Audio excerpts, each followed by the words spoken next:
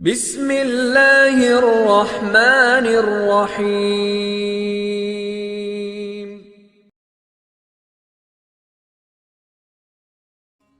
فرعون حضرت مشاطہ کو شہید کروا کر جب گھر پہنچا تو اپنی بیوی حضرت آسیہ سے کہنے لگا، آج یہ واقعہ پیش آیا ہے کہ میں نے ایک عورت کو عبرتناک سزا دے دی ہے۔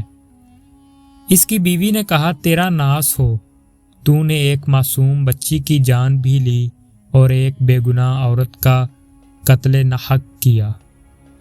فرعون نے کہا، میں نے اس کو اس لیے عبرتناک سزا دی کہ وہ مجھے خدا نہیں مانتی تھی۔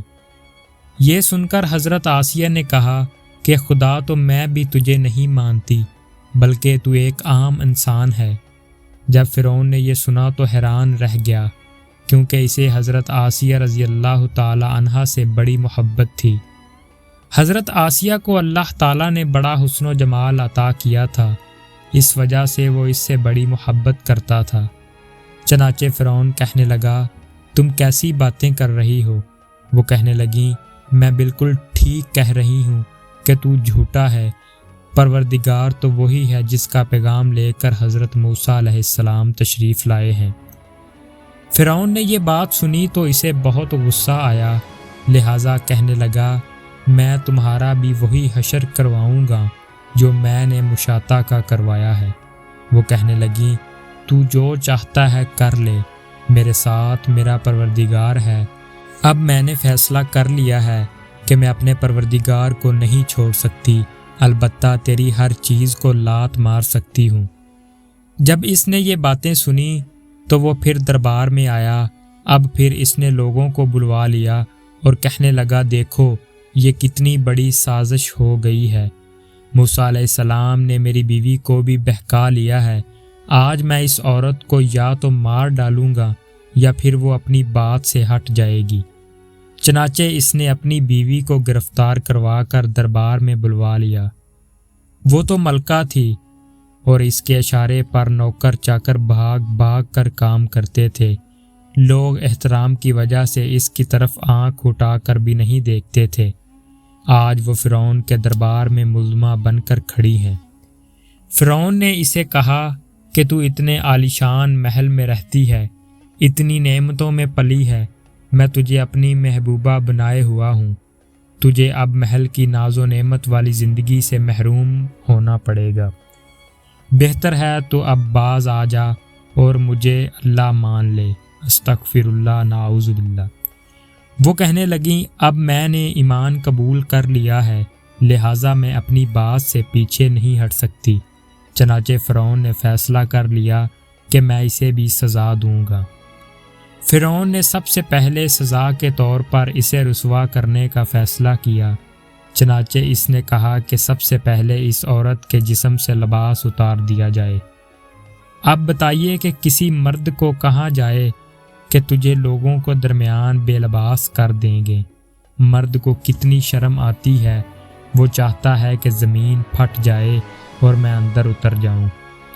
وہ تو بالآخر عورت تھی، اور عورت کے اندر تو اللہ تعالیٰ نے شرم و حیا رکھی ہوئی ہے۔ فرعون نے اس کے جسم سے لباس اتروا دیا۔ آپ سوچئے کہ وہ اب کتنی عجیب صورتحال کا شکار ہے۔ ایک طرف ایمان ہے، دوسری طرف امتحان ہے۔ وہ ڈٹی رہی۔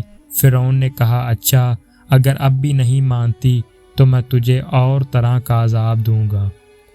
چنانچہ فرعون نے کہا کہ اس کا منہ میرے محل کی طرف کر کے لٹا دو، تاکہ آخری وقت بھی نگاہیں اس کی میرے محل پر لگی رہیں اور اس کے ذہن میں یہ بات رہے کہ میں نے ان نعمتوں کو ٹھکرا کر ذلیل و خوار ہو کر مر رہی ہوں۔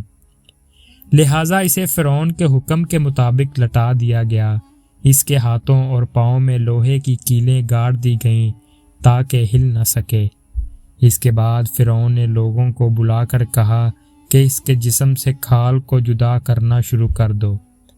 اب بتائیے، وہ زندہ عورت ہے اور اس کے جسم سے کھال اتاری جا رہی ہے، نازک بدن ہے مگر اس کو برداشت کر رہی ہے، اسے اللہ کے نام پر تکلیف دی جا رہی ہے۔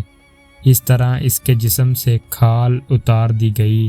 اللہ تعالیٰ کی شان دیکھیے کہ وہ ابھی تک زندہ تھی، مگر جسم زخم بن چکا تھا۔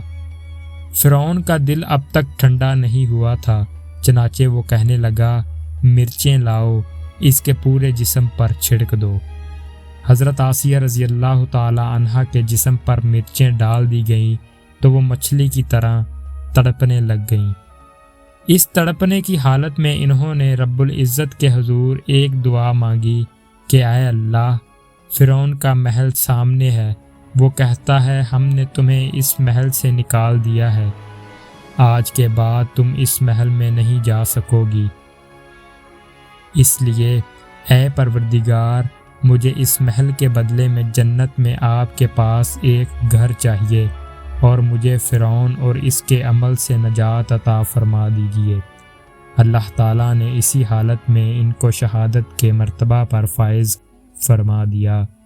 سبحان اللہ، وما علینا الا البلاغ المبین۔ شکریہ۔